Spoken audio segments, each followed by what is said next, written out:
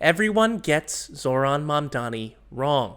Not just establishment Democrats, Republicans, and Zionists, but even our favorite online leftists. People like Hassan Piker, Sam Cedar, Mehdi Hassan, and many others still don't have the full picture. Zohran's secret sauce is his dad.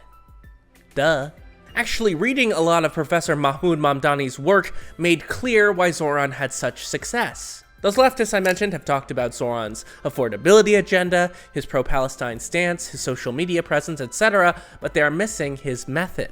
Zohran's greatest strength is what he calls a politics of listening and not lecturing, which comes from his dad's ideas about post-colonial Africa. You heard that right. The so-called Third World Africa gave Zohran his most important ideological and moral tools to win big in First World United States. In this video, I'm going to tell you why, by taking a deep dive into Zohran's politics as they stand in the United States. Then I'll talk about Professor Mahmood Mamdani's ideas about Uganda, indirect rule, and the bifurcated state to show how Zohran implemented those ideas to win big. As they say, he came out of nowhere. And we say, what do you mean nowhere? We know exactly where he came out of. I mean, he came out of Africa. You know, he came out of Uganda. He spent his early teenage in South Africa at the time of the end of the anti-apartheid struggle. And he has now moved into a period in which it is Palestine which defines the moral compass of the world. Everyone loves Zohran Mamdani. Hell, even Trump loves Zohran. Interestingly, Zohran won the highly sought-after multi-ethnic working-class neighborhoods that actually went for Trump the year prior in the 2024 presidential election. It's remarkable, and everyone thinks they have the answer as to why. The sore loser establishment Democrat crowd think that it's Zohran's charisma and social media presence that got him the win, but not his, pie-in-the-sky policies. No one's buying that anymore. Schumer's do-nothing Democrats have shown themselves to be dangerously complacent in the face of a united fascist Republican Party. Also, I'm not saying that Republicans or Trump don't have some cracks or problems, but the Democrats have really achieved nothing policy-wise, even when they had plenty of chance to do so. But that, combined with an undying allegiance to Israel, has given Democrats their well-deserved record-low popularity. On the other hand, the people in the democratic socialist online sphere has given a more accurate, but still incomplete, picture of Zohran's win. People like Hassan, Sam Cedar, and everybody else have said that it's Zohran's actionable policies that have given him a leg up over establishment Democrats, along with his expert communication on his plans to achieve said policies. They also correctly assert that Zohran's arguably uncompromising stance on Palestine was a major positive for his campaign. It's true that the strongest answer that Zohran gave in the Democratic primary debate was the first country he would visit as mayor. Every other candidate up there said fucking Israel. But Zohran said he'd stay in New York to address the problems there. This earned a lot of people's respect across constituencies. Even some of my right-leaning buddies really respected that answer. Zohran showed that he wasn't bought and paid for by Israel. There have been candidates like Zohran in the past, though, particularly Bernie Sanders' presidential run in 2016 and also 2020. Sanders stood along the same political lines as Zohran, increasing taxes on the ultra-wealthy, defunding America's war machine, and, of course, Medicare for all. I actually looked back at some of those key New York City districts that Mamdani flipped and found that Sanders did terribly there in 2016. Why? Does Zohran just explain stuff better? I've seen plenty of videos that claim just that, but Sanders isn't a slouch. I mean, I think we should give respect to the OG who sort of invented that language of democratic socialism. Sanders really popularized what's called class-first politics here in the United States, which means he prioritized the problems of wealth inequality and class division over any other political concern. Class first is a distinctly Marxist-flavored critique. Quoting Marx's Communist Manifesto, "The working men have no country. We cannot take from them what they have not got. National differences and antagonisms between people are vanishing gradually from day to day. owing to the development of the bourgeoisie, to freedom of commerce, to the world market, to uniformity in the mode of production and in the conditions of life corresponding thereto. The supremacy of the proletariat will cause them to vanish still faster. If the proletariat get their shit together, national and ethnic conflict will be sublimated for class struggle, according to Marx. Now, am I saying that Bernie or even Zohran is an orthodox Marxist or like a revolutionary socialist? Fuck no. But this is where that class first line of thinking comes from. Thus, the crux of Zohran's campaign and seemingly his mayorhood right now is not just the DSA adapted line of class first politics, but he's actually providing an answer to the problem of identity politics. He does so by listening to the concerns of all of his constituents and providing universal material solutions for their problems. Mamdani intends to implement 4 universal programs: the rent freeze, fast and free buses, universal childcare, and city-run grocery stores. Of course, these are somewhat like basic social democratic policy changes, but guess what? Actually, existing socialist countries have all this shit. Sorry, this is the part of the video who are just addressing the people further left who think that Mamdani has already grifted. I think Trump said it best in their meeting. You can call me a fascist, it just makes it easier. Don't worry about it, Zohran. This politics shit is all just talking and games until you get your actual policy done. Anyways, that's not really what I want to talk about in this video because people have been beating that dead horse for a while now. That Zohran Mamdani is sheepdogging people into the Democratic Party. Arguing if Zohran is like a real socialist is mid-clickbait at this point, let's be real. That's why you should subscribe to me for some original takes. Also, I want to provide a new perspective on the answer of why Zohran won and how not just Democrats, but also leftists can learn from his politics of listening and not lecturing. For that, we need to look at the ideas of Zohran's dad, the GOAT, Professor Mahmood Mamdani. So let's talk about post-colonial East Africa and the problems that countries like Uganda faced post-independence in our analysis of Zohran's campaign. First things first, I want to play this clip. In Uganda, we won our independence from the British in 1962. We can clap for that. And when we did, the United States government gave the Ugandan government 23 scholarships as a gift for independence. And my father won one of those scholarships. He came to this country to study to be an engineer at the University of Pittsburgh. And sometime into his studies, his face buried in his book, he heard the words reverberate in the corridor around him, "Which side are you on? Which side are you on?" These were words being sung by members of SNCC, the Student Nonviolent Coordinating Committee, recruiting students to get on the bus to go to Montgomery, Alabama. And my father got on that bus. He marched, he was hosed down, he was thrown in jail, he was given one phone call. And he called the Ugandan ambassador to the United States. He said, "Can you get me out of jail?" The ambassador said, "What are you doing in jail? We sent you there to study." My father said, "You sent me here as a gift for our freedom. They are fighting for theirs. It's one and the same." And so I was raised with this understanding that freedom and the fight for it is interconnected. Clearly, in the 1960s, Professor Mamdani saw the struggle for civil rights in the United States as a part of the same struggle for independence in Uganda. In fact, the United States has many problems not dissimilar from Uganda in many ways. Professor Mamdani claims that neo-colonial policy of divide and rule is what we call identity politics today in the United States. State-constructed identity is still the center of state repression, austerity, and violence. Quoting Mamdani, "If your inclusion or exclusion from a regime of rights or entitlements is based on your race or ethnicity as defined by law, then this becomes a central defining fact for you, the individual, and your group.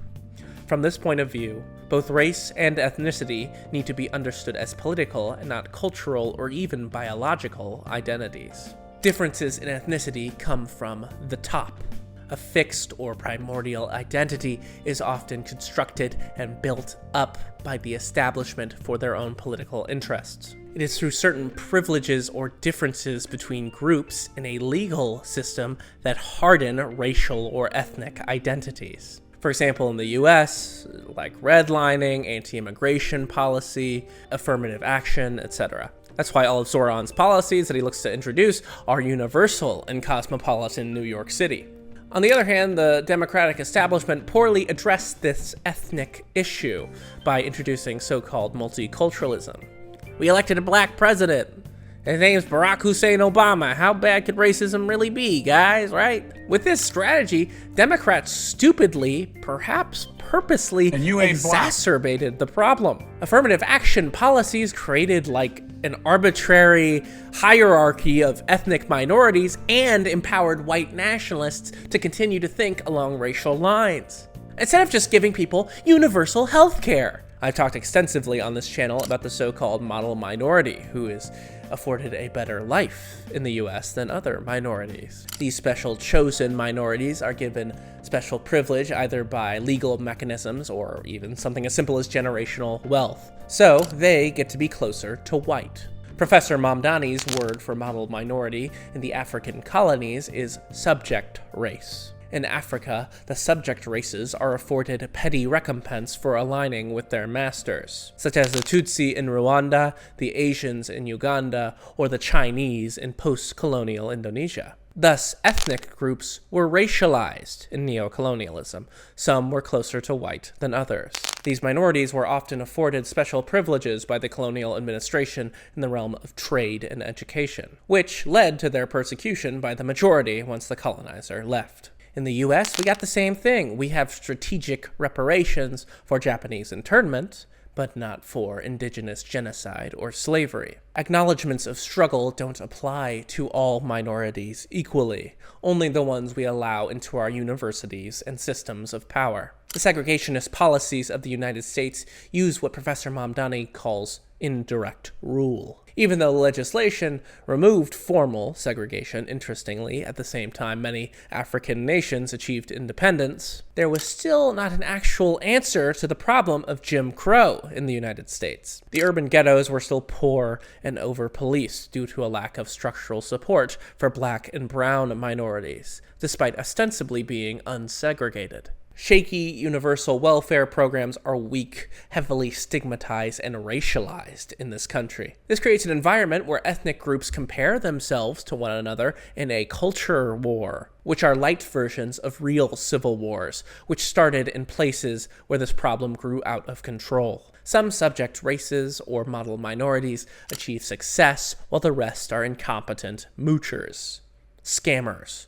I don't think it's a coincidence that many of the right wing's biggest provocateurs are actually ethnic minorities. People like Nick Fuentes, Candace Owens, Ben Shapiro, and Erica Kirk, apparently. That is by design to provoke political and ethnic resentment. It is divide and rule. This is where the formal lines of the DSA and leftist influencers miss a big aspect of Zohran's campaign. Their common argument is that any identity politics or woke scolding is just a part of liberal dogma that distracts from the real goal of class consciousness. You shut the fuck up when it comes to black folks. You really don't want to talk about us unless it comes from voting. When is the last time you spoke about Sudan? I'm gonna ether you. Any other black folk want to engage in radical activist language in this chat? Suck my cock. We're talking about creating a larger, broad, people-backed movement and creating solidarity, and you immediately got Root.com article regurgitators in here instantly being like, sweetie, you don't understand black people. Shut the fuck up. Bernie Sanders' campaign adopted that strategy, and he paid the price. He couldn't pull working-class ethnic minorities to his movement because he couldn't address the community's needs. Unfortunately, he lectured, but he didn't listen as well as he could have. Zohran completely changed that script by using his dad's methodology to counter America's policy of divide and rule. Professor Mahmood Mamdani did an interview on Democracy Now! And said that the two most important aspects of his son's campaign were first, his affordability agenda, and then second, his unwavering stance on the Palestinian genocide. Of course, the views of the leftist influencers online align with mine when it comes to Gaza. Yes, Israel is still committing a genocide along with a formal apartheid organized along racial lines. Mamdani's position on Palestine was formed by a lifetime of study, along with actual subjection to colonial violence and post-colonial state failure. All of these events in Mahmoud's life were sponsored by Western powers. Zohran actually first joined DSA because he agreed with their stance on Palestine. Zohran builds global solidarity by calling Indian Prime Minister Modi a war criminal and his condemnation of the kidnapping of Nicolas Maduro by the United States, which just happened the day of recording this. Zohran doesn't just advocate for Palestine because it'll get him more votes, or even that it's just the moral stance to have. He knew that having a strong and eloquent voice on the Palestinian genocide is what US politics was missing. A few politicians on both sides have read the writing on the wall and disingenuously begun supporting Palestine so as to not look complicit in genocide. But Zohran's advocacy is genuine, and most importantly, well-informed. He knows that global solidarity empowers oppressed minorities whose generational memories of political violence resonate with the situation in Palestine. In his books, When Victims Become Killers, along with Citizen and Subject, Professor Mamdani claims that state-created ethnic discrimination fuels instability and violence in newly independent African nation-states. Crucially, ethnic discrimination is different from racial discrimination. Ethnicity is like the historical culture or people that you identify with, while race is like a construct based off of phenotypical features, which is like the melanation of your skin, the texture of your hair, etc. First, colonizers organized along racial lines in their segregation. But later, colonizers found a better strategy and turned their focus to the ethnic differences between the natives themselves. The topic of When Victims Become Killers is the infamous Rwandan genocide, which involved the mass killings mostly of non-indigenous Tutsi by the Hutu majority. The scale of the genocide was massive from the bottom up, and aligned along ethnic discrimination created in the first place by the Belgian colonizers. The colonizers gave some advantages to cattle-owning Tutsi elites because of their racial status as Hamites, while the agrarian majority of Hutu, also known as indigenous Bantu, were excluded from such privileges. Then, when the Belgians left Rwanda, the nation-state was baptized with genocide.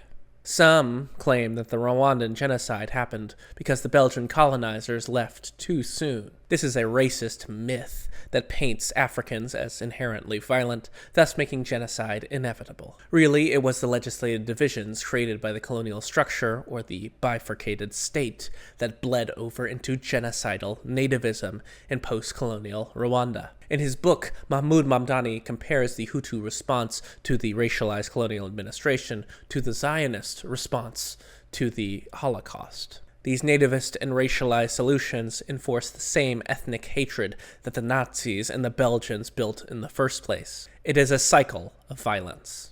The Mamdani family's home of Uganda also reflects this nativism in the rise of dictator Idi Amin in the 1970s. The Mamdanis are ethnically Indian, along with their other identities as African and Muslim, but under Uganda's post-colonial policies, that Indian identity was politically marginalized. In Uganda, Asians were discriminated against as non-indigenous minorities, immigrants. Unfortunately, this discrimination culminated in Mahmood Mamdani being expelled from Uganda by Idi Amin's decree. Overnight, 70,000 Asians, the majority of which were Indians, India and Uganda were both British colonies, were removed from Uganda and made refugees. Idi Amin believed in a Uganda for Ugandans. That's almost the exact same rhetoric we've been hearing from Trump and his lackeys. Mahmood understands the nativist reaction, though. Wherever the struggle to deracialize civil society reached meaningful proportions, the independent state played a central role.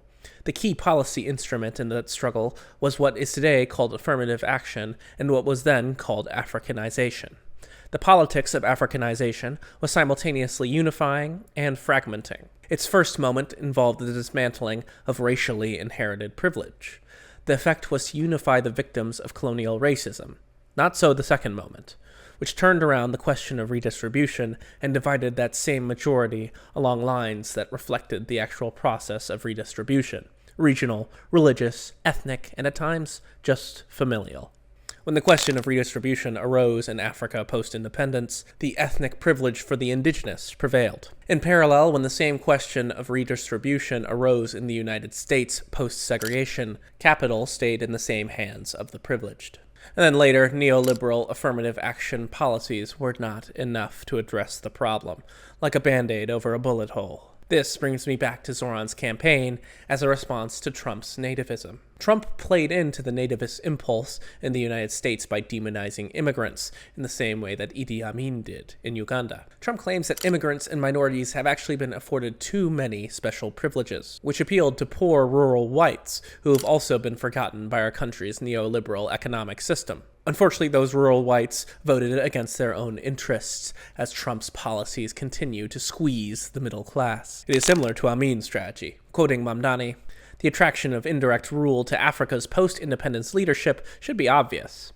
Not only does it fragment the population into so many minorities, it also legitimates this political outcome by presenting it as a necessary consequence of cultural difference in African society and history." In the United States, the current racial and political polarity is presented as necessary in maintaining an American way of life. Historically, the U.S. nation-state was built upon overt racial discrimination and exploitation. But today, those ethnic, racial, cultural, and political lines have adapted to modern-day liberal values. Through a subtle policy of divide and rule, the American state mechanism maintains control over disenfranchised minority groups, even after achieving so-called freedom from the civil rights movement. The fallacious nature of political and ethnic differences is exploited by the ruling class so as to prevent any legitimate solidarity with one another. There are real material consequences from economic sanctions and legislation that trickle down to crush minorities in the United States. The people are not stupid. They are not faceless herds that must be corralled towards the policies that actually benefit them, but their specific needs need to be addressed in earnest. Zohran makes it a point to say that the mayor is listening. I fear not seeing my brother, even if it is just to argue. But mostly, I fear not seeing my baby brother ever again. He's just 3 years old. And he is what brings happiness to my life. Now, all the times I have nightmares, I dream that I'm being taken away or my mom is being taken away and I can't do anything to stop it. Sorry. So please go above and beyond to protect people like me, people like my mom, my brother, my neighbors. Please. Everyone has a lot to say about Zohran Mamdani, but they miss his pride in being an ethnically Indian, Uganda-raised Muslim New Yorker. That's what gave him the heart to win this election. One of the inspirations for this video was the powerful speech that Zohran gave the day before the election. In his speech, Zohran described the experience of his aunt, who was afraid to wear her hijab on the subway after 9/11.